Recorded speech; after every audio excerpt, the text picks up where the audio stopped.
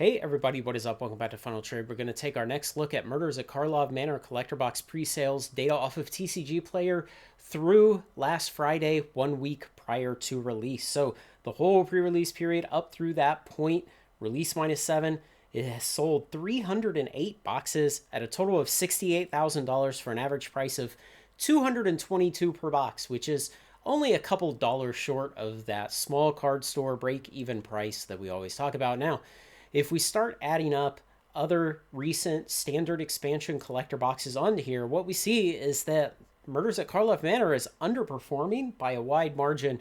And when I did the first look at this at R minus 14, I speculated that potentially the big dump of play booster boxes that TCG Player did a couple of weeks ago for $130 each potentially pulled a lot of demand for this set forward in time and from the collector boxes over to the play booster boxes, because it really was a pretty good deal on those boxes.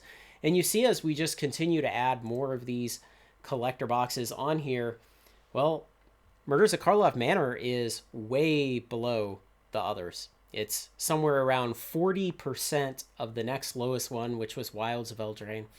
And, beyond that speculation that potentially the big dump of boxes on TCG Player of play boxes cannibalized demand for the collector boxes, I think there may also be potentially some price memory, price stickiness going on here, where essentially we look at them, we see standard expansion collector boxes at an average price of $222 over the previous 7 days and falling a hair below that now.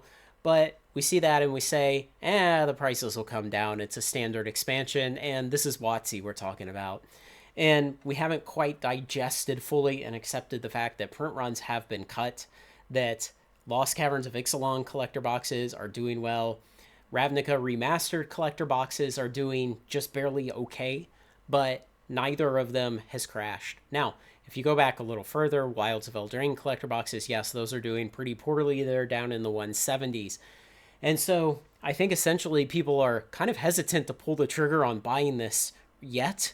And they're just kind of acting like they've acted for the last 2 years, which is, hey, it's how I've acted too. Wait for it to come out, wait for the price to crash, and then buy it well below wholesale later.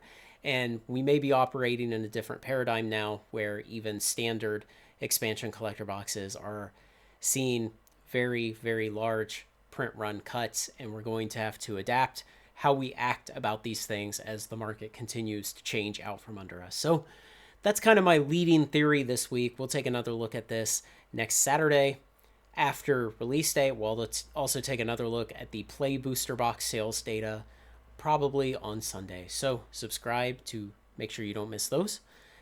Let me know what you think.